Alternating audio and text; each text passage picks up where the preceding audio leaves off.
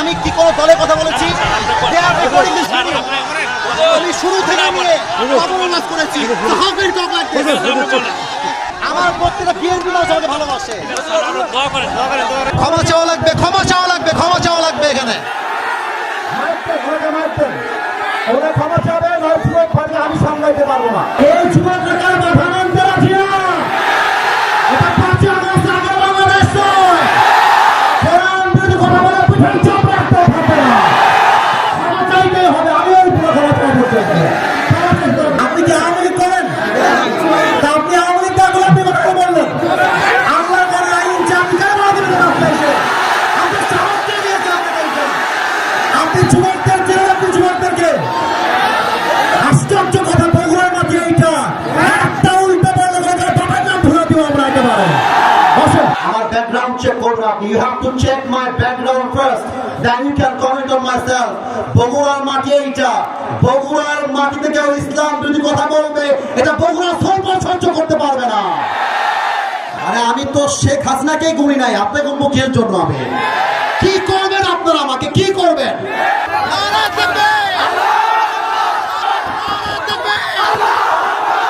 আজ থেকে কেউ যদি বাধা দেয়, তোমরা আমার বাংলার যুবক ভাইরা ওদের বাবার নাম ভুলা দিবে। যেখানে যেই নেতা বাধা দিবে জুতা প্রাণে নামাই দেওয়া হবে। আমি কি কোনো দলের নাম বলেছিলাম? কাউকে গালি দিয়েছিলাম? দাঁড়ান দাঁড়ান দাঁড়ান, আমার ভূমিকার কথা শুরু হয়েছিল 3.5 হাত মাটির কবর দিয়ে। যুবক ভালো বলো, আমি এতগুলো আয়াত বললাম। আচ্ছা উনি আচ্ছা তোমরা থামো থামো থামো থামেন থামেন থামেন প্রিয় ভাইয়েরা, আমরা কোনো মারামারি চাই না। আল্লাহর কোরআন দিয়ে আইন চলবে, এটা কোনো রাজনৈতিক কথা হইতে পারে? এটা মুসলমানদের কলিজা হবে। আগামী সংসদ চলবে কোরআন দিয়ে। যেই বেড়াবাদের পেছন রাখতেও থাকবে না যুবক ভাইয়েরা আমার। আপনারা বুঝবেন আপনাদের এলাকায়, এটা আমি কিছু বলবো না আজকে। তোমরা আমার সঙ্গে থাকবো তো ইনশাআল্লাহ? তোমরা আমার পক্ষে আছো তো ইনশাআল্লাহ? আবার দেখা হবে রাসূলুল্লাহ ওয়া তাআলা ওয়াসিল মুমিনিন। ইনশাআল্লাহ দেখা হবে ইনশাআল্লাহ।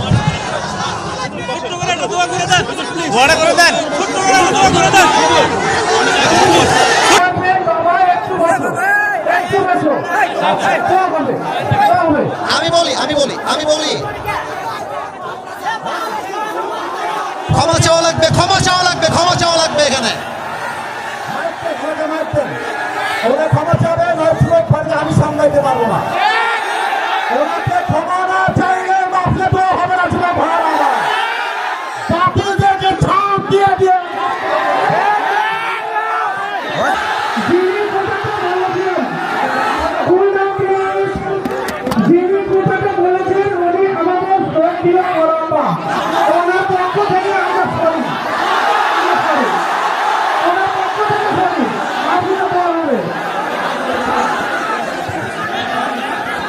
ঠিক আছে, উনি ক্ষমা চাইলে সমাধান হয়ে যাবে। উনি ক্ষমা চাইলে এই যুবক নেতার মাথা নামতে রাখি না। এটা 5 আগস্ট আগের বাংলাদেশ নয়। কোরআন বিরোধী কথা বলে পিঠের চাপ রাখতে থাকে না। ক্ষমা চাইতেই হবে। আমি ওই পুরো ক্ষমা চাইতে চাই। ক্ষমা চাইতে হবে, ক্ষমা চাইতে হবে। সবাই বসে বলে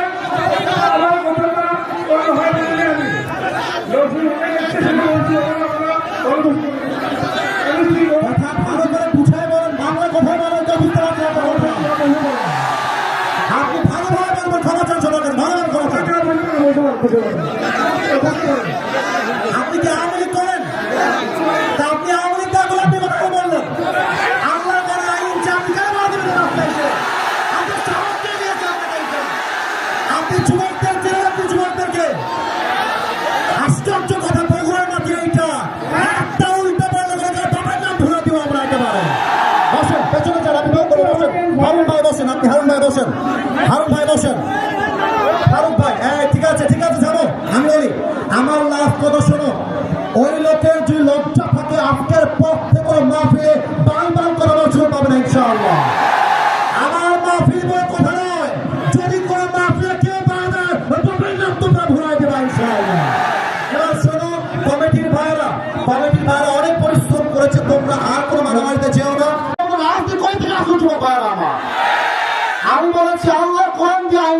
মুসলমান হিসেবে এটা আমার নৈতিক দায়িত্ব, ঠিক না বলে? আমি একবারের জন্য বৈধ দলকে ভোট দেওয়া লাগবে। আমি বলেছি পার্লামেন্ট চলবে আল্লাহর কোরআন দিয়ে, এরকম দলের কথা ব্যাপারটা মুসলমানদের কথা চলবে। পলিটিক্যাল পার্টি আপনি কি বুঝলেন নিয়ে এইটা? আমি তো রাজনীতি করেই না, আমি রাজনীতি। আপনি যদি দলের আইন সহ্য করতে না পারেন, আপনার ইমান থাকবে না, যুবক ভাই আমার। আমি চাই আল্লাহর কোরআন দিয়ে দেশ চলবে, এটা কোনো রাজনীতি নয়, এটা আমার মুসলমান হওয়ার পরিচয়। তাকবীর, নারায়ে তাকবীর। আমার ব্যাকগ্রাউন্ড চেক করবেন আপনি। You have to check my background first, then you can comment on myself. বগুড়ার মাটি এইটা, বগুড়ার মাটিতে কেউ ইসলাম বিরোধী কথা বলবে, এটা বগুড়া সহ্য করতে পারবে না। আমি কোনো আকাশ থেকে ভেসে আসছিলাম নয়, বগুড়ার প্রত্যেকটা যুবক পূজাতে ভালোবাসে। হ্যাঁ যুবক, তোমরা সাক্ষী দাও, তোমরা সাক্ষী দাও। আমি কোন দলের নাম বলেছি? কোন দলকে ভোট দেওয়ার কথা বলেছি? আমি জাস্ট বলেছি আল্লাহর জমিনে আইন যদি পাস করতে হয়, ব্রিটিশ আইন নয়, আল্লাহর কোরআন দিয়ে আইন পাস করতে হবে। এই কথা যদি রাজনীতি হয়ে যায়, আপনার মাথায় টুপি করার নাই, পাঞ্জাবের দরকার নাই, আপনি জিন্সের প্যান্ট করে ঘুরে বেড়ান। সাবধান আব্বাজান, আমাদেরকে রাগায় দিবেন না আব্বাজান। আমি হয় বাঁচবো, থামো, আমি হয় বাঁচবো না হয় মরবো, বা যতদিন বেঁচে আছি হকের কথা বলতে আপোষ করতে পারবো না। আমি 1.5 ঘন্টা যাবত ওয়াজ হয়েছে, রেকর্ড হয়েছে। কেউ যদি বলতে পারে আসিফ হুজুর একটা দলের নাম বলেছে, আমি জীবনে ওয়াজ করবো না।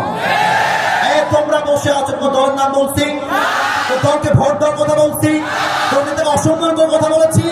আমি জাস্ট বলেছি ধর্ম ইসলাম মুখে নয়, কাজে আমার মানতে হবে। আপনি খালি নামে বলবেন আমার নাম মোহাম্মদ, আর কাজে বলবেন ব্রিটিশ আইন চাই, মানুষের আইন চাই, এটা মুসলমানের পরিচয় হতে পারে না। অতএব আব্বাজান, আমি আপনাকে ভালোবেসে বললাম, আপনার মিডিয়া রেকর্ড হয়ে গেছে। এটা মিডিয়া রেকর্ড হয়ে গেছে, কারণ কিন্তু কোটি মানুষ দেখে ফেলবে এটা। এর জন্য কোথায় কি বলতে হয়, কতটুকু বলতে হয়, সাবধান হয়ে বলতে হবে। এখানে এটা 5 আগস্টের আগের বাংলাদেশ নয়, এটা 5 আগস্টের পরে বাংলাদেশ। আরে আমি তো শেখ হাসিনাকে গুনি নাই, আপনাকে মুখের জন্য আমি কি করবেন? আপনারা আমাকে কি করবেন? আমার যুবক ভাই আমার সঙ্গে আছে, একটা চুলকে ভয় করতে পারবো না আমার এই মাটিতে।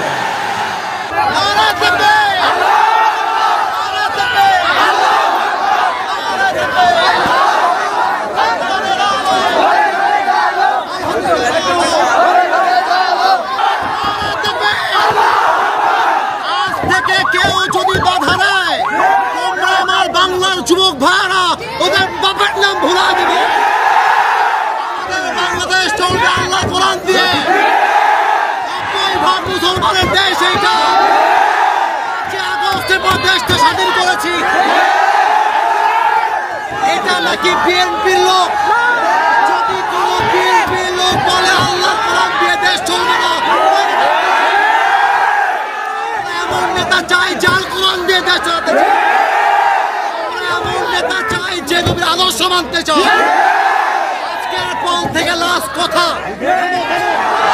থামো, লাস্ট কথা শোনো। বগুড়া বলে কথা নয়, যেখানে যেই নেতা বাধা দিবে জুতা পিড়ালে নামাই দেওয়া হবে। ঠিক আছে, ইনশাআল্লাহ।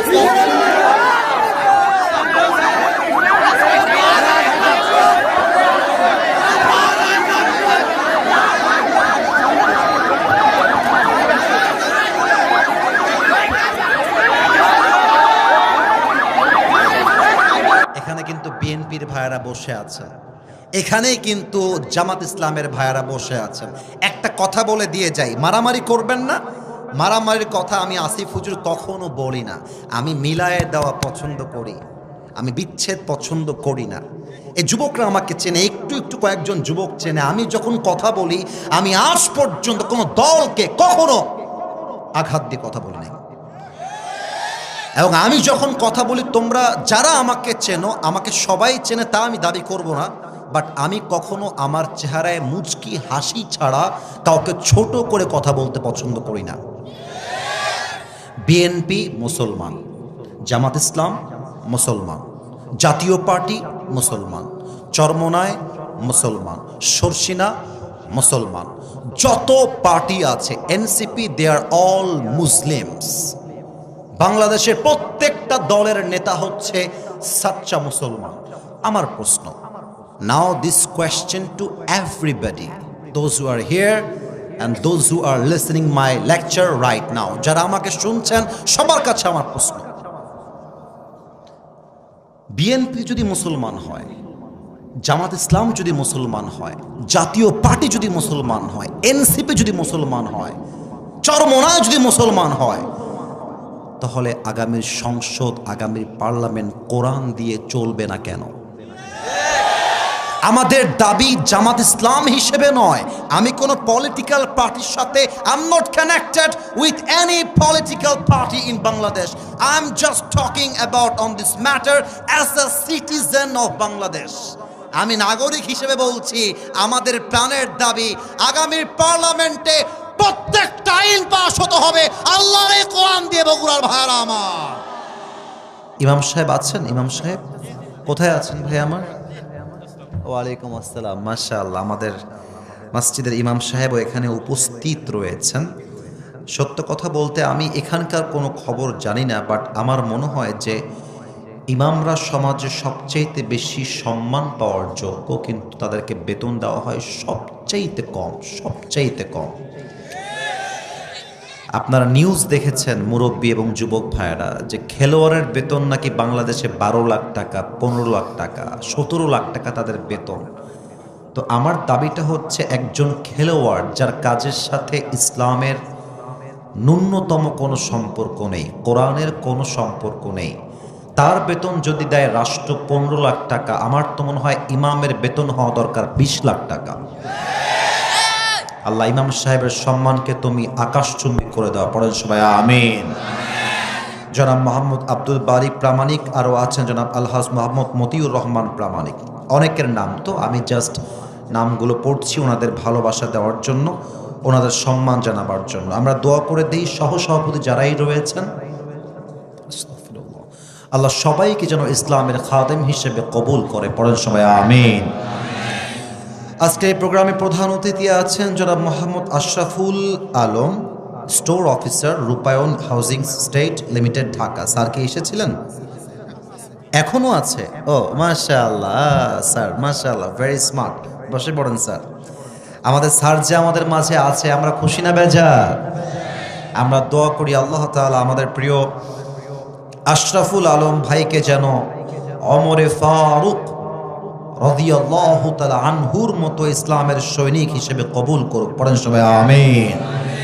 আমার পূর্বে কথা বলেছেন মাওলানা মোহাম্মদ আলী মুর্তজা খান, অত্যন্ত চমৎকার কথা বলে গেছেন বলে আমি বিশ্বাস করি। আল্লাহ ভাইয়ের কথা অনুযায়ী আমাদের সবাইকে যেন আমল করার তৌফিক দান করেন। যারাই আজকের এই প্রোগ্রামে উপস্থিত আছেন, আমি লাস্ট একটা দোয়া করছি আজকের এই প্রোগ্রামকে বাস্তবায়ন করবার জন্য। যারা 2 টাকা হলেও দান করেছে, যারা মেধা দিয়ে, শ্রম দিয়ে, সহযোগিতার হাত বাড়িয়ে দিয়েছে, আল্লাহ সবাইকে তুমি আজ যেমন এই কোরআনের বাগানে মেহমান হিসেবে কবুল করেছ, জান্নাতুল ফেরদাউসেও তুমি আজকের মতো আমাদের সবাইকে মেহমান হিসেবে কবুল করে নিও। আমিনটা বগুড়ার সাউন্ডে হয় না, আরেকবার বলেন তো আমিন। বগুড়াবাসী কেমন আছেন আপনারা সবাই? ধুনোটে একবার আলহামদুলিল্লাহ, আমি ভালো আছি ভাইজান। আমার ভালোবাসার মানুষটা আমার খবর নিয়েছে আর কি। একবার এসেছিলাম, ধাক্কা ঠাক্কা খেয়ে মাটিতে উল্টে পড়ে গেছিলাম, ছেলে পেলের ধাক্কা। আমার হাত অলরেডি এখনো কাটা আছে, হালকা শুকাইছে। এই একদিন আগে হাত কেটে গেছে, পাও কেটে গেছে। আসলে যুবকদের ভালোবাসায় কোনো ভেজাল নেই, যত সব ভেজাল হচ্ছে মেয়েদের ভালোবাসায়, তাই না? ওরা কিন্তু ভালোবাসলে কলিজা দিয়ে ভালোবাসতে পারে। তো যুবক ভাইরা, আজকে আমরা কলিজা ভরে ওয়াজ শুনবো, তোমরা থাকবা তো ইনশাআল্লাহ? আল্লাহ যেন আমাদেরকে দোয়া পর্যন্ত থাকার তৌফিক দান করে, পড়েন সবাই আমিন। আমার তো মনে হচ্ছে আজকের এই মাহফিলে আমার মুরব্বী আব্বাজান এসেছে 10%, আর 90% এসেছে আমার কলিজার টুকরা যুবক ভাইরা। আমি আগেই সকলের কাছে জানতে চাই, আমার ধুনটবাসী, আমার কথা কি বোঝা যায়? না, আপনারা উত্তর না দিলে তো আমি সামনে বাড়তে পারবো না। কথা কি বোঝা যায়? মাশাআল্লাহ। আমি যে কথাগুলো বলছি আমি 1 থেকে 3 গুনছি, নিজেকে একটু স্থির করে নেন, কারণ কোনো কথা আপনার কানের পাশ দিয়ে যেন পাস করে না যায়। প্রত্যেকটা কথা আপনার কলিজায় গিয়ে আঘাত করতে হবে। আমি 1 থেকে 3 গুনছি, সবাই একটু নড়ে চড়ে স্থির হয়ে মনোযোগী হয়ে যান। 1, 2, 3। আপনি যেই মাটিতে এখন বসে আছেন, আগামীকাল সেই মাটিতে আপনার 3.5 হাত মাটির ঘর হবে। আপনি যে মাটিতে এখন বসে দাপট দেখাচ্ছেন, এটা আমার বাড়ি, আমার এলাকা, আমার বগুড়া, আমার বাপের মাটি, এটা আমার ঘর। জাস্ট রুহুটা বের হয়ে যাবে, আপনার আসল ঠিকানা হয়ে যাবে 3.5 হাত মাটির কবর। কবর এমন একটা জায়গা, যে মানুষটা বালিশ ছাড়া ঘুমাতে পারতো না, সে মানুষটাও একদিন বালিশহীন মাটিতে শুয়ে থাকবে। যে মানুষটা গরম সহ্য করতে পারতো না, গরম ফ্যান দাও, এসি লাগাও, ফ্যান দাও, এসি দাও, একটা মুহূর্তের জন্য যে মানুষটা গরম সহ্য করতে পারতো না, সে মানুষটাও একদিন এসিহীন, ফ্যানহীন অন্ধকার ঘরে সাদা কাফনের কাপড়ে প্যাকেট হয়ে শুয়ে থাকবে। যে নারী আজকে সাজ সজ্জা, শাড়ি, গহনা, মেকআপ, পুরো দেহটা অলংকার দিয়ে ভরা, রূপে তার গৌরবে সে বাঁচে না, এই মানুষটাও যদি আজ রাতে মারা যায়, আগামীকাল তার সমস্ত শাড়ি খুলে, কাপড় খুলে 3.5 হাত মাটির কবরে সাদা কাফনের কাপড়ে প্যাকেট করে চিরজীবনের জন্য শুয়ায় দেওয়া হবে। কবর এমন একটা জায়গা, যারা অন্ধকার ভয় পেত, অন্ধকার আমার ভয় লাগে, না না না, রুমে লাইট দাও। গোরস্থান ভয় লাগে, অন্ধকার, যাব না যাব না, অন্ধকার দেখলে আমার কলিজা শুকিয়ে যায়। ওই মানুষটাও অনন্তকালের জন্য 3.5 হাত মাটির অন্ধকার কবরে শুয়ে থাকবে। দুনিয়াটা হচ্ছে ভাড়া বাড়ির মতো। ভাড়া বাড়িকে আপনি যতই ডেকোরেট করেন, যতই সাজান, বাড়িওয়ালার নোটিশ যখন চলে আসে যে বাড়ি ছাড়তে হবে, বাড়ি যতই সাজানো হোক, বাড়িওয়ালা যখন বলবে যে বাড়ি আমার ছাড়তে হবে, বাড়ি আপনাকে ছাড়তেই হবে। এই দুনিয়াটা হচ্ছে ভাড়া বাড়ির মতো। যতই সাজান, যতই গোছান, সারাটা জীবন প্রবাসে গিয়ে দেশে থেকে মাথার ঘাম পায়ে ফেলে, বুকের তাজা রক্তকে পানি করে যতই বাড়ি সুন্দর করেন, ভাড়াটিয়ার আসল মালিক যখন ডাক দিয়ে বলবে your time is over, you just have to come to me, তোর আসার সময় হয়ে গেছে, বাস, যতই সাজানো গোছানো বাড়ি হোক, সব কিছু ফেলে রেখে যেতে হবে এক সত্তার কাছে। বলেন সবাই, তিনি কে? আপনারা আমার কথা যদি একটু বুঝতে সমস্যা হয় আমাকে একটু বলবেন, আমি আরেকবার জিজ্ঞেস করি, আমার কথা কি বোঝা যায়? এত শখের বাড়ি, আমরা মাঝে মাঝে গৌরব করে বলি যে এটা আমার বাড়ি, এই দেখো কত সুন্দর করে সাজিয়েছি, গেট দেখো, গেটের দাম 1 লাখ টাকা, এটা আমার বাপের বাড়ি, এটা আমার দাদার বাড়ি, এটা আমার নিজের বাড়ি। But always remember one thing, always মাথায় রাখবেন, এই বাড়ির মালিক আপনি নন। এই বাড়ির আসল মালিক একজন বগুড়াবাসী। আল্লাহর নামটা আস্তে নয়, জবান দিয়ে বলেন তো, আসল মালিক কে? পরের জায়গা পরের জমিন ঘর বানায় আমি রই, আমি তো সেই ঘরের মালিক নই। পরের জায়গা পরের জমিন ঘর বানায় আমি রই, আমি তো সেই ঘরের মালিক নই। সেই ঘরখানা যার জমিদারি, আমি পাই না তাহার হুকুম জারি, আমি পাই না জমিদারের দেখা, আমি পাই না জমিদারের দেখা, মনের দুঃখ কারে কই, আমি তো সেই ঘরের মালিক নই। একটু গান তো আমার সাথে, পরের জায়গা পরের জমিন, আমি তো সেই ঘরের মালিক নই। একটু গান না, পরের জায়গা পরের জমিন, আমি তো সেই ঘরের মালিক নই। ঘরের মালিক কে গো ভাই? না, এটা বগুড়ার সাউন্ড তো হলো না, আরেকবার, ঘরের মালিক কে গো ভাই? প্রতিদিন এই মাটি কবর আপনাকে ডাক দেয়। কি বলে ডাক দেয় জানেন? এটা যদি আপনি শোনেন না, আপনার ঈমান যদি 1 ফোঁটাও থাকে, আপনার গায়ের পশমগুলো দাঁড়িয়ে যাবে। প্রতিদিন কবর আপনাকে ডাক দিয়ে বলে, "এই, আমি তোর আসল ঘর, আমি তোর আসল বাড়ি। তুই আমার থেকে যতই পালিয়ে যাস না কেন, দিন শেষে কিন্তু তোকে আমার ঘরে ফিরে আসতে হবে। তুই আমাকে যতই ভুলে যাস, আমি কিন্তু তোরে ভুলি নাই। তুই যতই দূরে পালিয়ে যাস, তুই কিন্তু আমার থেকে দূরে নস। জাস্ট নিঃশ্বাসটা যে ফেললি, সেকেন্ড নিঃশ্বাস যে নিতে পারবি, তোর কাছে কোনো গ্যারান্টি নাই। একবার নিঃশ্বাস বন্ধ হয়ে যাবে, তুই আমার ঘরে আজীবনের জন্য ঢুকে যাবে।"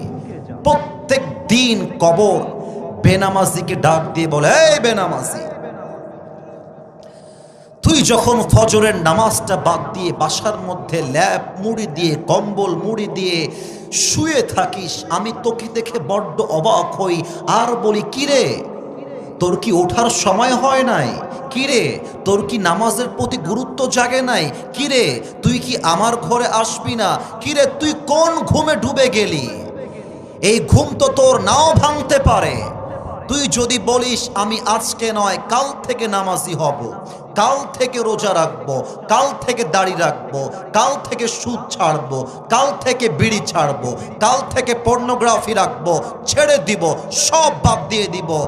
বেটা, মাথায় রাখিস, তোর মতো হাজারো যুবক যারা বলতো কাল থেকে ভালো হয়ে যাব, কাল থেকে ভালো হয়ে যাব, ওই কালটা আর আসে নাই। ওরা সেদিনই কবরের বাসিন্দা হয়ে গিয়েছে, ঠিক কিনা বলে?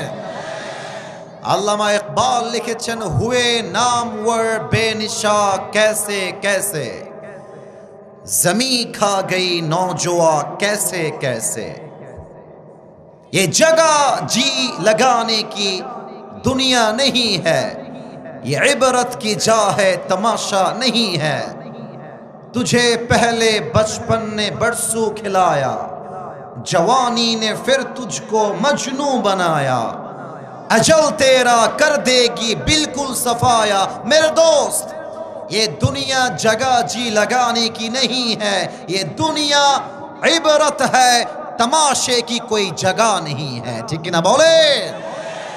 वमल हयातुद दुनिया इल्ला मताउल गुरूर।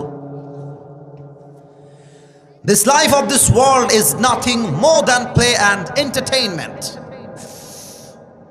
আল্লাহ কি কথা বলছে আপনাকে আমাকে? আল্লাহ বলছে, এই যে চাকচিক্যময় দুনিয়া দেখছিস, একটু আমার দিকেই আপনারা তাকান না। আমি কিন্তু অহংকার নিয়ে কোনো কথা বলছি না। আমার বগুড়ার ধুনটবাসী, এই যে আমার পাঞ্জাবিটা, এটা পাকিস্তানি ড্রেস। আমি যেটা বলছি এটা বোঝেন। আমি অহংকারের জন্য বা আমি অনেক বড় লোক, আমি এটা বোঝাচ্ছি না। আমার মূল মেসেজটা বোঝার ট্রাই করবেন। আমার এই পাঞ্জাবিটা পাকিস্তানি পাঞ্জাবি। এই যে ওয়েস্ট কোট পরে আছি, এটা সবচেয়ে দামি ব্র্যান্ডের ওয়েস্ট কোট। আমার টুপিটা পাকিস্তান থেকে একদম স্পেশালি আমার সাইজে আমি বানিয়ে এনেছি। আমার হাতের যে ঘড়ি, অনেক দামি ঘড়ি, টুপি দামি, চশমা দামি, জামা দামি, ওয়েস্ট কোট দামি। আমি মাঝে মাঝে নিজেকে ভাবি যে কিরে আসিফ, এত দামি জামা, এত চাকচিক্যময় জামা পরে তুই যে অলওয়েজ রোড দিয়ে গাড়ি চালাস, যদি কখনো একটা ট্রাক এসে পেছন থেকে একটা ধাক্কা মারে, তুই একটা বাড়ি খেয়ে তোর মাথা ফেটে যায়, তোর রুহুটা বের হয়ে যায়, সাথে সাথে তোর যত চাকচিক্যময় জামা আছে সব খুলে সাদা কাফনের কাপড়ে প্যাকেট করে তোকে দুনিয়ার থেকে বিদায় নিয়ে 3.5 হাত মাটির কবরে শুয়ায় দেওয়া হবে। এটার নামই তো দুনিয়ার জীবন, ঠিক কিনা বলে? রূপেরই গৌরবে সাজিয়াছ সাজ, সোনা দানা কত কি আর রাজকী পোশাক, যেদিন প্রাণ চলে যাবে সবই পড়ে রবে, প্রাণ চলে যাবে সবই পড়ে রবে, গায়ে দেবে মার কিনো থন রে মন আমার, কেন বাঁধো দালান ঘর, একদিন মাটির ভেতরে হবে ঘর রে মন আমার। কেন বাঁধো দালান ঘর, ঠিক কিনা বলেন? দেহ তোমার চর্ম চর গলে পচে যাবে, শিরার উপর শিরাগুলি ছিন্ন ভিন্ন হবে, মন্ডু মিরু দণ্ড সবই হবে খণ্ড খণ্ড, মন্ডু মিরু দণ্ড সবই হবে খণ্ড খণ্ড, পড়ে রবে মাটির উপরে মন আমার। কেন বাঁধো দালান ঘর, একটু গান তো আমার সাথে, একদিন মাটির ভেতরে রে মন আমার। কেন বাঁধো দালান ঘর, পড়েন সবাই আল্লাহু আকবার। আমরা সেই 3.5 হাত মাটির কবরের জন্য আজকে প্রস্তুতি নিতে চাই। আজকে মজা করতে চাই কম, চোখের পানি ফেলতে চাই বেশি। এবার আপনাদের কাছে আমার প্রশ্ন, আল্লাহর কাছে কি প্রিয় হতে আমরা চাই? আমার যুবক ভাইয়ারা, আব্বা জানেরা, বলেন তো কবরে কি আমরা শান্তি চাই? শেষ প্রশ্ন, এবার যেন কেউ বাদ চলে না যায়। চোখটা বন্ধ হওয়ার পরে, মৃত্যুর পরে আমরা জান্নাত কি চাই? আল্লাহ গো, আমি অধম, খুব ভালো ওয়াজ করতে পারি না আল্লাহ, তবে তুমি আমার জবানে আজকে এমন কথা বের করে দিও যার দ্বারা আমিও জান্নাতি হতে পারি, আমার সবাই যেন আজকে জান্নাতুল ফেরদাউসের মেহমান হতে পারি। পড়েন সবাই আমিন। আমি সবাইকে এই মুহূর্তে 3টা প্রশ্ন করব, অ্যাক্টিভ থাকতে হবে যেন উত্তর কোনোভাবেই ভুল না হয়ে যায়। আমার ধুনটবাসী জেহেনটাকে অ্যাক্টিভ করেন, মনটাকেও একদম অ্যাক্টিভ করেন, একদম ঠান্ডা মাথায় কলিজা দিয়ে বোঝেন এবং উত্তর দেন। বলেন তো, the life we are leading in this world right now, যে দুনিয়াতে আমরা এখন আছি, যেই জীবনে আমরা আছি, বুঝলে উত্তর দিবেন, না বুঝলে চুপ থাকবেন, আমি উত্তর দিব। বলেন তো, এটা কি পরকাল না ইহকাল? হ্যাঁ, রাইট আনসার, ডানে বামে না আমার দিকে বলেন সবাই, পরকাল না ইহকাল? ইহকাল। এখন মূল প্রশ্ন, বলেন তো ইহকালের জীবন বেশি উত্তম না পরকালের জীবন বেশি উত্তম? Right answer. আরেকবার বলেন, দুনিয়ার জীবন বেশি উত্তম না আখিরাতের জীবন বেশি উত্তম? প্রমাণ হলো আল্লাহর কোরআন, 30 নম্বর পারা সূরাতুদ দুহার 4 নম্বর আয়াত। আল্লাহ রাব্বুল আলামিন বলছেন, ওয়ালাল আখিরাতু খায়রুল লাকা মিনাল উলা। আমি আল্লাহ রাব্বুল আলামিন দুনিয়ার জীবনকে অধিক উত্তম করে বানাই নাই, বরং আমি আল্লাহ রাব্বুল আলামিন দুনিয়ার জীবনের চাইতে আখিরাতের জীবনকে হাজার হাজার গুণ বেশি উত্তম করে বানিয়ে দিয়েছি। কোন সবাই সুবহানাল্লাহ। The life of hereafter is much more better than this worldly life. দুনিয়ার জীবনটা উত্তম জীবন নয়, বরং আমি আল্লাহ তাআলা দুনিয়ার চাইতে আখিরাতকে সেরা করে বানায় দিয়েছি। সুবহানাল্লাহ কইতে পারলেন না আমি আপনারা? এবার আমার দ্বিতীয় প্রশ্ন, একটু আমার দিকে তাকান।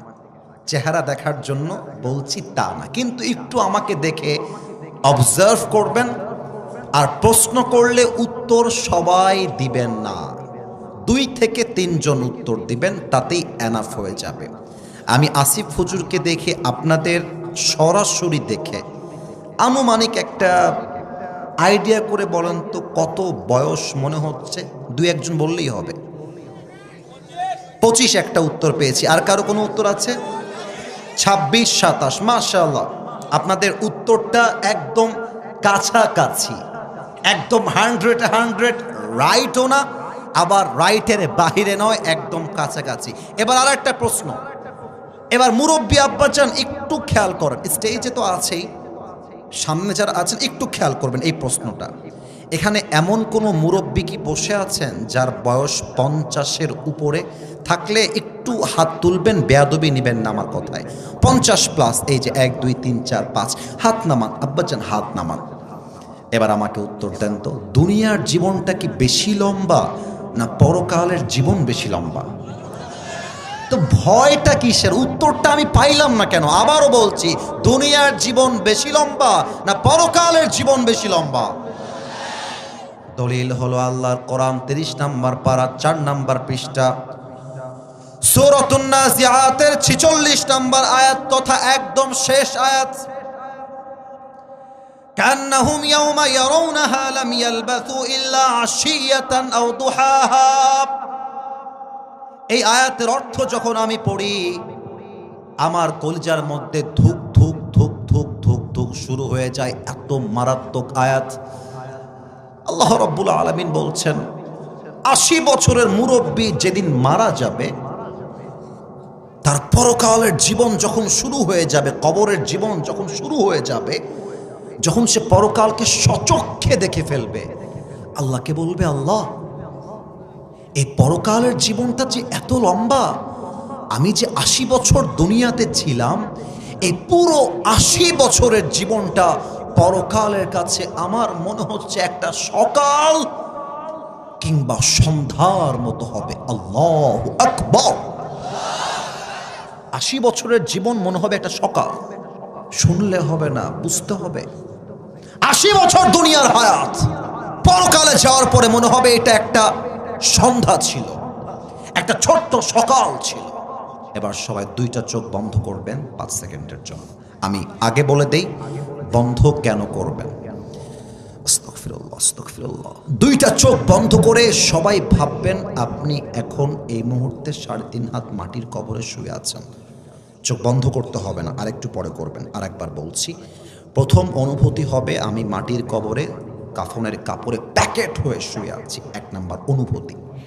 2 নাম্বার, আপনি ভাববেন আপনার চোখের সামনে মালাকুল মউত দাঁড়িয়ে আছে। জাস্ট ভাববেন, চোখ বন্ধ সবার। আমি আমার চোখ বন্ধ করে ফেলেছি। আমার বিশ্বাস আপনারা চোখ বন্ধ করেছেন। এটা আমার কোনো অর্ডার না, এটা ভালোবাসার দাবি রাখলাম।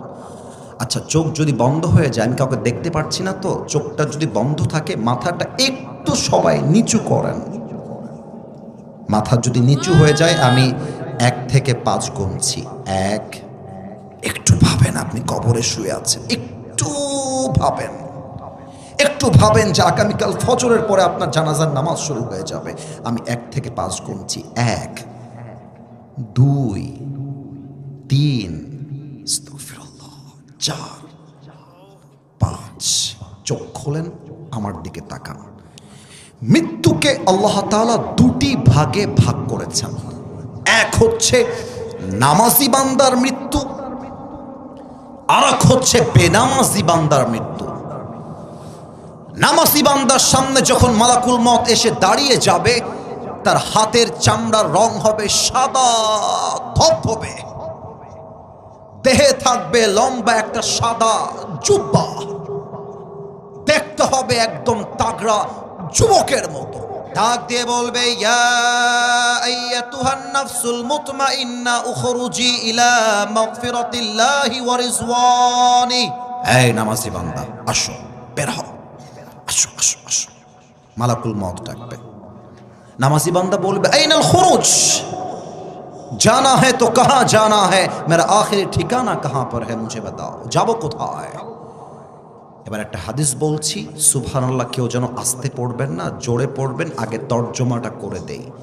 মালাকুল মউত বলবে, ইলা মাগফিরাতিল্লাহি ওয়া রিজওয়ানি, আসো আসো, আরে আল্লাহর জান্নাত তো তোমার অপেক্ষায় বসে আছে, তুমি জাস্ট বের হয়ে আসো। সুবহানাল্লাহ পড়বেন না আপনারা? এবার আমার হাতের দিকে তাকান। এটা তো টিস্যু, এমন কেউ নেই যে জানে না। কিন্তু খেয়াল করেন তো, এই টিস্যু কি ধনুটবাসী, গোল না চারকোনা? ভয় পেয়ে গেছেন, উত্তর কিন্তু সঠিকই দিয়েছেন আপনারা। আবারও, গোল না চারকোনা? চারকোনা। হাদিসটা প্র্যাকটিক্যালি বোঝাচ্ছি, বাম হাত না ডান হাত দেখবেন। Look at my right, look at my right hand, ডান হাত দেখবেন। নামাজি বান্দার রুহুকে কবজ করবার জন্য মালাকুল মউত তার ডান হাতটা আলতো করে বাড়ায় দিবে। আমি একটু পেছনে যাচ্ছি হাদিসটা প্র্যাকটিক্যালি বোঝাবার জন্য। একটু পেছনে গেলাম, সাউন্ডটা হালকা কম যাবে। মনে করেন আমি একটা অভিনয় করছি, আমি একজন নামাজি বান্দা, আমি শুয়ে আছি বাসার ভেতরে, আমার মৃত্যুর সময় চলে এসেছে, পরকালের লাইফটা এখনই স্টার্ট হয়ে যাবে। মালাকুল মউত আসবে, ডান হাতটা আলতো করে বাড়াবে, রুহু যখন হালকা করে বের করবে, হাদিসে আসছে একটা পিঁপড়া কামড় দিলে যেই পরিমাণ কষ্ট হয় তার চাইতে কম কষ্ট দিয়ে নামাজি বান্দার রুহুকে কবজ করা হবে। তাও সুবহানাল্লাহ বলতে পারলাম না। এবার এইটার দিকে তাকান। কাফাম মিন আকফানিল জান্নাহ ওয়া হানুত মিন হানুতিল জান্নাহ। নামাজি বান্দার রুহুকে কবজ করার জন্য আল্লাহ তাআলা জান্নাত থেকে একটা লাল রেশমি রুমালের চাদর জান্নাত থেকে দুনিয়াতে নামাজি বান্দার জন্য স্পেশালি গিফট হিসেবে পাঠিয়ে দিবে। সুবহানাল্লাহ। এখানে অনেক যুবক বসে আছো যার মোবাইল ফোন পকেট থেকে বের করে যদি আমি চেক করি, কেউ যদি হাসেন আপনার ঈমান দুর্বল, হাসবেন না। অনেক যুবকের ফোন চেক করলে ওর ফোনে এখন উলঙ্গ মেয়েদের ভিডিও আর ছবি খুঁজে পাওয়া যাবে। এখানে অনেক অডিয়েন্স বসে আছে, দর্শক বসে আছে যার পকেট চেক করলে এই মাহফিল থেকে এখন বিড়ির প্যাকেট বের হবে, এখনই বের হবে। এখানে অনেক অনেক যুবক বসে আছে যেই যুবকগুলো এই মাহফিলে এসে তার গার্লফ্রেন্ডকে মেসেঞ্জারে মেসেজে রিপ্লাই করেছে, এখানেই আছে। না, আমি আবারও বলছি, আমি তোমাকে হাসির খোরাক দেই নেই। কেউ কারো দিকে তাকিয়ে হাসতে যেও না। যার যার গুনাহ তাকে আল্লাহর সঙ্গে বুঝতে দাও। You just have to look at my face. তুমি আমার দিকে তাকাও, আমার দিকে তাকাও। এমন বেনামাজি যুবক, এমন বেনামাজি মুরব্বী, এমন বেপর্দা মহিলা, যখন তার সামনে মালাকুল মউত আসবে, তার এই চোখটা হবে বিশাল লম্বা, আর হাদিসে আসছে চোখটা হবে লাল টকটকে, একদম লাল। আমি একটু বোতামটা খুললাম, এই পুরো দেহের চামড়াটা হবে নীলাভ বর্ণের চামড়া, নীল। পা থাকবে জমিনে, মাথা থাকবে আকাশ বরাবর, বিশাল লম্বা দেহ হবে তার। গায়ের পোশাকটা হবে কালো কুৎসিত পোশাক। বেনামাজি যখন তার দিকে একবার তাকায় দেখবে, মালাকুল মউতের ভয়ঙ্কর চেহারা দেখে বেনামাজি থরথর থরথর থরথর করে কাঁপবে, এরকম এরকম করে কাঁপবে। আর মুখের এই ডান পাশ দিয়ে সাদা সাদা ফেনা বের হওয়া শুরু হবে, ফেনা ফেনা। বেনামাজির দিকে মালাকুল মউত একটা চিৎকার দিয়ে ধমক দিবে, ইয়া আইয়াতুহান নাফসুল খাবিসা উখরুজি ইলা গাযাবিল্লাহ। এই বেনামাজি বের হ, একটা ধমক দিবে, বেনামাজির দিকে তাকায়, আর বেনামাজির রুহুটা ছিঁড়ে বের হবে। একবার ডান দিকে দৌড় দিবে, বাম দিকে দৌড় দিবে, একবার পেছনের দিকে দৌড় দিবে। এবার বেনামাজির দিকে মালাকুল মউত তার বাম হাতটা বাড়াবে। এবার আমার বাম হাত দেখবেন সবাই, look at my left hand. বাম হাত দেখেন।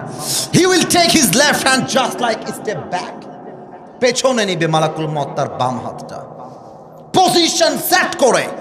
বেনামাজি মুরব্বী, বেনামাজি যুবক, বেনামাজি মা, বেনামাজি বোন রুহের দিকে একটা থাবা মারবে। থাবা মারার সাথে সাথে যখন রুহুটাকে বের করে আনবে, হাদিসে আসছে একটা জীবিত ছাগলকে জাবেহ না করে তার চামড়া কেউ যদি ব্লেড দিয়ে এমন করে ছিঁড়ে ফেলে, ছাগলটার যে পরিমাণ কষ্ট হয় তার চাইতে কমসে কম 70 গুণ বেশি কষ্ট দিয়ে বেনামাজি বান্দার রুহুকে কবজ করা হবে। বলেন সবাই নাউজুবিল্লাহ। এই কথা শুনেও যদি আজকে থেকে নামাজ কেউ না পড়ে, আমার তো মনে হয় তার চাইতে হতভাগা আর কেউ হতে পারে না, ঠিক কিনা বলেন? রুহু যখন কবজ হয়ে যাবে, আমার আব্বা 7 বছর আগে মনে পড়ে গেল, তাই বলছি, বলা যাবে না? আমি একটা কথা বলবো, এটাও হাদিসের সঙ্গে সম্পৃক্ত, যদি পারমিশন পাই তবে বলবো, বলা কি যাবে? 7 থেকে 8 বছর আগে আমার আব্বা হার্ট অ্যাটাক করেছিল। হার্টের পেশেন্ট আমার বাবা, 3 বার হার্ট অ্যাটাক করেছে। তো রাজশাহী কলেজে আমার আব্বাকে আমরা ভর্তি করলাম, রাজশাহী মেডিকেল কলেজে। আমি তখন এতটা প্রফেশনালি বক্তব্য শিখি নাই, বা আমি এত ফেমাস বা ভাইরাল যাই বলেন আমি কিছু ছিলাম না এরকম। আমি একদম সাধারণ একজন ছেলে ছিলাম, একদম সাধারণ ছেলে। মেডিকেলে গেলাম বাবাকে দেখার জন্য। আমি কিন্তু ফালতু আলাপ না, এটাও হাদিসের সঙ্গে মিলাই দিচ্ছি, একটু বোঝার চেষ্টা করবেন। মেডিকেলে গেলাম তো কীভাবে বোঝাই, আমার দিকে একটু তাকাবেন, স্টেজটা একটু দেখবেন। এটা হচ্ছে আমার বাবার ওয়ার্ড, এটা হচ্ছে গেট, আর ওই যে বাসটা দেখা যাচ্ছে ওইটা হচ্ছে ওয়ার্ডের বাহিরের বারান্দা। কথার কথা বোঝানোর জন্য বললাম। আমি যখন বাবার গেটে ঢুকবো দেখলাম ঠিক গেটের সামনে বাহিরে বারান্দায় একজন শুয়ে আছে। এই বয়স কত হবে, 40-45, দেখতে যুবকই মনে হচ্ছে, বয়স্ক মনে হচ্ছে না। আর তার পাশে তার মেয়েরা বসে আছে, ওই আপেল কিংবা কমলা এরকম কিছু খাওয়াচ্ছে তার বাবাকে তারা। তো আমি দেখলাম কিরে বাবা, হার্টের রোগী কিন্তু বসে বসে মুচকি হাসি দিচ্ছে, খুব হাসতেছে, খুব হাসতেছে। আমি অবাক হয়ে গেলাম, আরে বাবা হার্টের পেশেন্ট এত হাসে কেমন করে? ইনি তো সুস্থ হয়ে আছে, এনাকে কে নিয়ে আসছে? আমি নিজে নিজেই বলতেছি এনাকে কে নিয়ে আসছে, তো সুস্থ আছে। মনে মনে ভাবতেছি, বাবার কাছে গেলাম, সালাম দিলাম। আব্বা কথাবার্তা বলে বললো, আব্বা যাও বাহির থেকে একটা পার্টি নিয়ে আসো। পার্টি মানে সব, আমি কি ভুলটুল বললাম নাকি ভাই? ওই পার্টি সব, হ্যাঁ সব, রাইট। এটা আমার আব্বাজান ধরে ফেলেছে, আপনারা হয়তো বুঝতে পেরেছেন। তো পার্টি কিনতে বাহিরে গেছি, এই অন অ্যান অ্যাভারেজ 2 থেকে 5 মিনিটের কম বেশি হবে, 2 থেকে 5 মিনিট।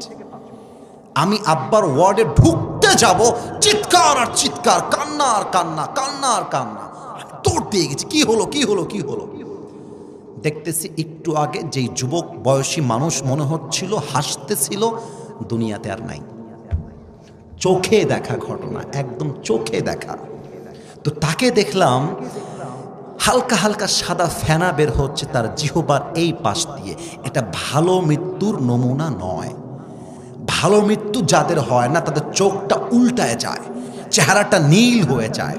খারাপ মৃত্যুর নমুনা হচ্ছে জিহ্বার এই ডান পাশ দিয়ে সাদা সাদা ফেনা বের হওয়া শুরু হয়ে যায়। খারাপ মৃত্যুর নমুনা হচ্ছে থর থর থর থর করে কাঁপতে থাকে। এটা ভালো মৃত্যুর নমুনা নয়। রূহ যখন কবজ হয়ে যাবে, এলাকার মসজিদে আপনার নামে এলান শুরু হয়ে যাবে, অমুকের বাবা, অমুকের মা, অমুকের দাদা দুনিয়াতে আর নাই, শেষ। আপনার ছেলে ফেসবুকে পোস্ট দিবে, স্টোরি দিবে, আমার বাবা দুনিয়াতে আর নেই, আমার কলিজার টুকরা মা দুনিয়াতে আর নেই।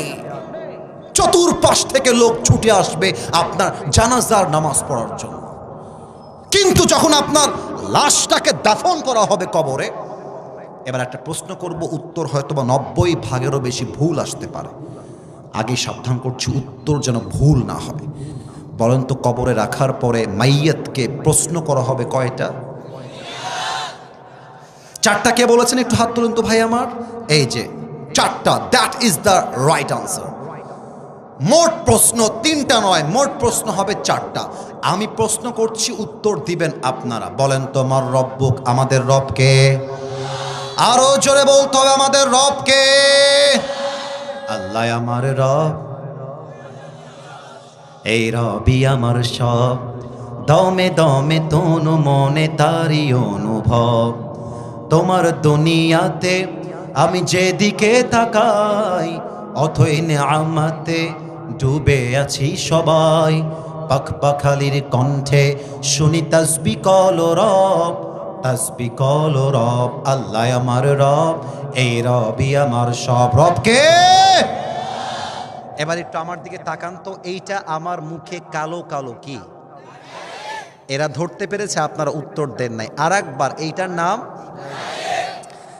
আব্বাজান। কবরের প্রশ্ন যতই মুখস্থ করেন, মুখস্থ দিয়ে উত্তর দেওয়া যাবে না আব্বাজান। আগে ঈমান এবং আমল ঠিক করতে হবে, তখন প্রশ্ন মুখস্থ করতে হবে না।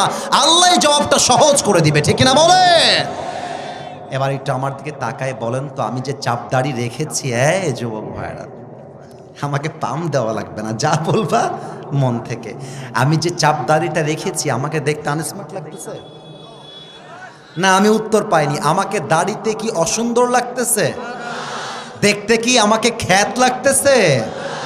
অনেক মেয়ে আছে দেখবা, দাড়িওয়ালা যুবক দেখলে চুলকানি শুরু হয়ে যায়, জ্বালা পোড়া শুরু হয়ে যায়।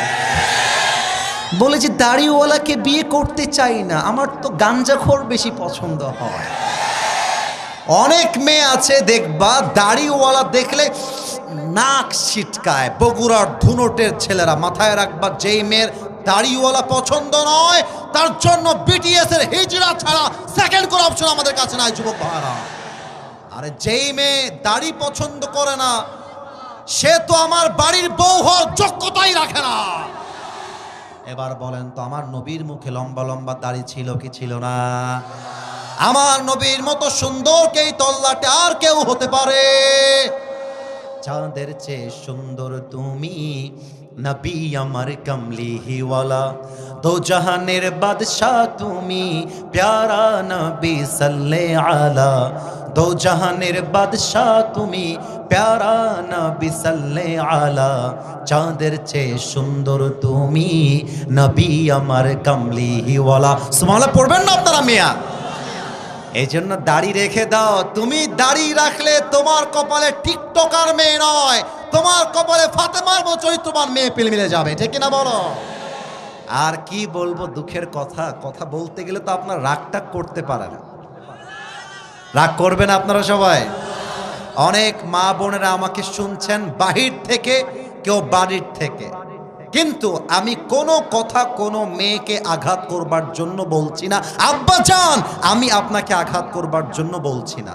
অনেক মেয়ে আজকাল বোরকা পরে বোঝায় আমি আমার নবীকে অনেক ভালোবাসি, আমি ইসলামকে অনেক ভালোবাসি, কিন্তু বোরকা পরে টিকটকে নেচে বেড়ায়। বলো এরকম মেয়ে আছে না নাই? বলো বলো বলো। আর একটা রহস্য ফাঁস করে দিয়ে যায়, কবে আবার আসবো? মেয়েরা আবার রাগটা, আর রাগ করলো সমস্যা না, আমি তো আর আসবো না এদিকে হয়তো বা। আচ্ছা বলে দিয়ে যায় মেয়ে, অনেক মেয়ে আছে দেখবেন আব্বা চান রাগ করবেন না, আমি বাস্তব বলতেছি আব্বা চান, অনেক মেয়ে আছে দেখবেন বোরকা পরে এই পুরো হাতাটা খোলা, শুধু এখানেই শেষ নয়, হাতে আবার রঙিন রঙিন মেহেদি লাগায়। তো এখন মুখটাও ঢাকা বুকটাও ঢাকা বোরকা পরা, কিন্তু হাতে মেহেदी दिए বোঝায় मेरा चेहरा तो तुम देख नहीं सकते, हाथ से ही पता लगा लो कि मैं खूबसूरत हूँ। প্রিয় বোন আমার, আপনার বোরকা পরে যদি দেহ দেখাবার এত শখ হয়, অনেক মেয়ে তো এত টাইট ফিটিং বোরকা পরে তার দেহের প্রত্যেকটা অঙ্গ প্রত্যঙ্গের ভাঁজ বোঝা যায়। আপনার যদি দেহ দেখাতে এতই মন চায়, আপনার মতো মেয়ের জন্য বোরকা পারফেক্ট নয়, আপনাকে জিন্সের প্যান্ট আর টি শার্টই বেশি মানাবে প্রিয় বোন আমার। অতএব বোরকা পরলেই দিনদার হওয়া যায় না। অনেক মেয়ে বোরকা পরে বগুড়ার মমইন পার্কে প্রেম করে বেড়ায় বয়ফ্রেন্ডকে নিয়ে। যুবক ভাড়া বলো, দেখলেই মনে হবে ইয়ার ইয়ে তো अभी के अभी जन्नत से भाग के दुनिया में आई है माशाअल्लाह, দেখলে কনফার্ম জান্নাতি মনে হয়। অতএব মাথায় রাখতে হবে নবীকে ভালোবাসি, নবী আমার মুহাম্মদুর রাসূলুল্লাহ সাল্লাল্লাহু আলাইহি ওয়াসাল্লাম, জাস্ট জবানে বললে হবে না, কাজে প্রমাণ দেওয়া লাগবে আমরা নবীকে ভালোবাসি, ঠিক কিনা বলেন? এবার বলেন তো আমাদের ধর্মের নাম কি? মাশাআল্লাহ, এই উত্তরটা আমার মন মতো হয়েছে, আওয়াজ জোরে আসছে। আর একবার বিরক্ত আর করতে চাই না, প্রায় 1.5 ঘন্টা হয়ে গেছে বসা। আপনারা কি ওয়াজ চান না দোয়া চান? কোনটা? ওয়াজ চান তো সবাই ইনশাআল্লাহ? একটু আর একবার উত্তর দেন আমাদের ধর্মের নাম। এখানে কিন্তু বিএনপির ভাইয়েরা বসে আছে, এখানেই কিন্তু জামাত ইসলামের ভাইয়েরা বসে আছেন। একটা কথা বলে দিয়ে যাই, মারামারি করবেন না। মারামারির কথা আমি আসিফ হুজুর কখনো বলি না। আমি মিলায়ে দেওয়া পছন্দ করি, আমি বিচ্ছেদ পছন্দ করি না। এই যুবকরা আমাকে চেনে, একটু একটু কয়েকজন যুবক চেনে। আমি যখন কথা বলি আমি আজ পর্যন্ত কোনো দলকে কখনো আঘাত দিয়ে কথা বলি নাই, এবং আমি যখন কথা বলি তোমরা যারা আমাকে চেনো, আমাকে সবাই চেনে তা আমি দাবি করব না, বাট আমি কখনো আমার চেহারায় মুচকি হাসি ছাড়া কাউকে ছোট করে কথা বলতে পছন্দ করি না। বিএনপি মুসলমান, জামাত ইসলাম মুসলমান, জাতীয় পার্টি মুসলমান, চরমনায় মুসলমান, শর্ষিনা মুসলমান, যত পার্টি আছে NCP, they are all Muslims. বাংলাদেশের প্রত্যেকটা দলের নেতা হচ্ছে সাচ্চা মুসলমান। আমার প্রশ্ন, Now this question to everybody, those who are here and those who are listening my lecture right now, যারা আমাকে শুনছেন সবার কাছে আমার প্রশ্ন, বিএনপি যদি মুসলমান হয়, জামাত ইসলাম যদি মুসলমান হয়, জাতীয় পার্টি যদি মুসলমান হয়, এনসিপি যদি মুসলমান হয়, চরমোনাই যদি মুসলমান হয়, তাহলে আগামীর সংসদ, আগামীর পার্লামেন্ট কোরআন দিয়ে চলবে না কেন? আমাদের দাবি জামাত ইসলাম হিসেবে নয়, আমি কোনো পলিটিক্যাল পার্টির সাথে I am not connected with any political party in Bangladesh.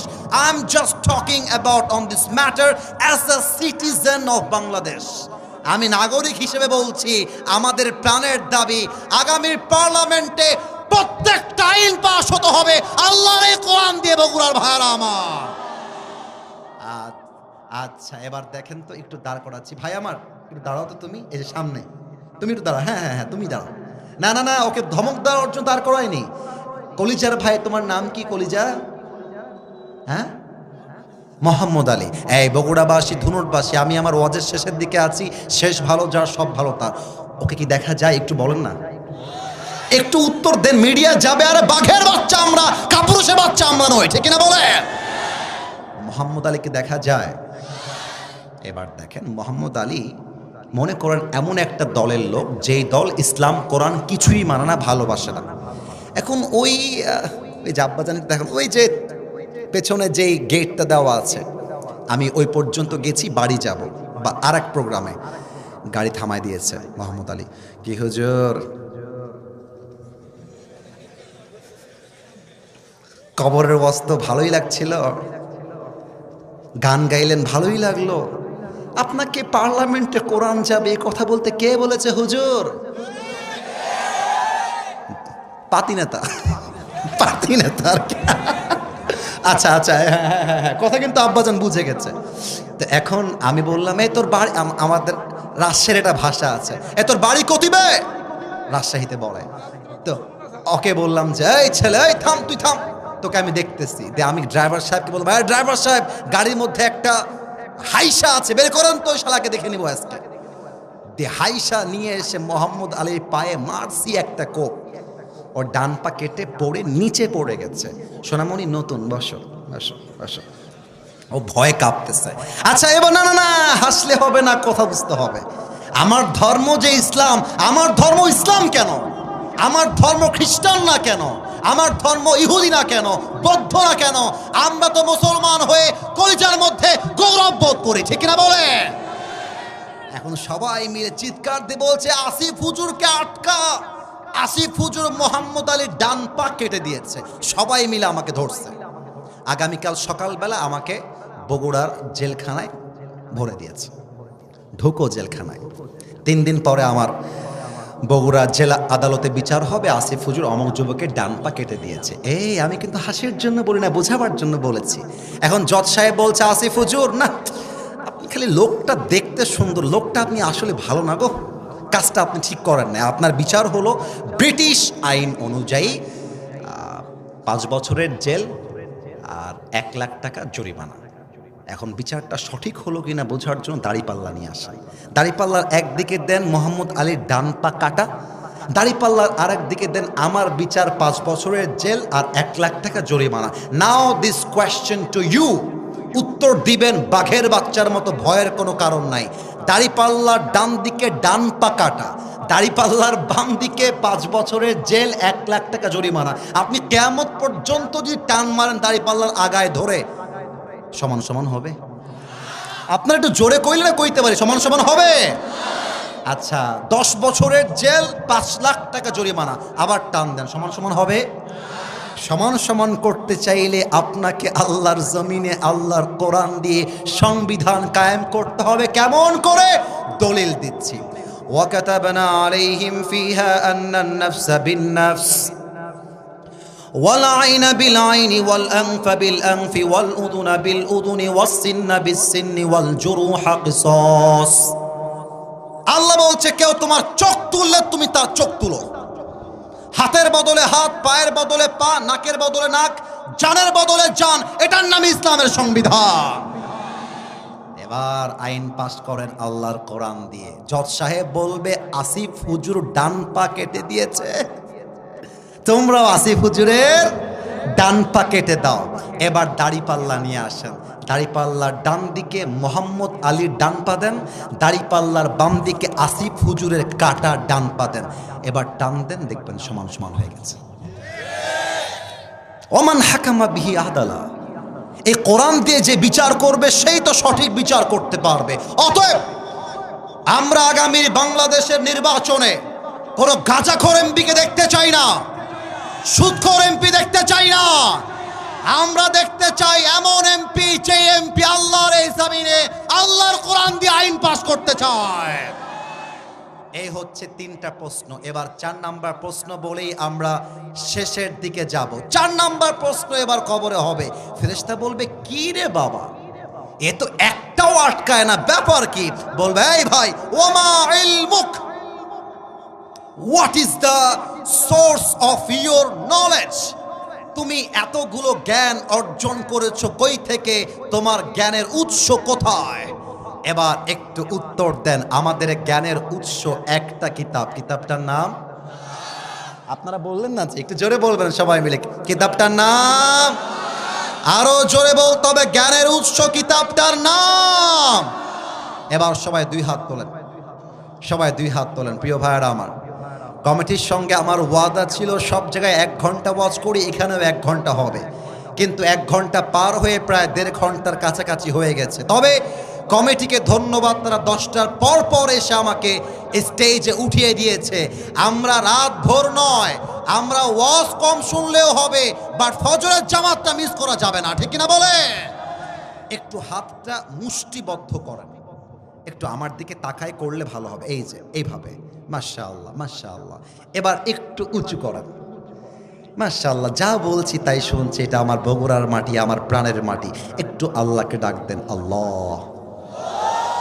আওয়াজটা আগের মতো হয় নাই, আর একবার আল্লাহ।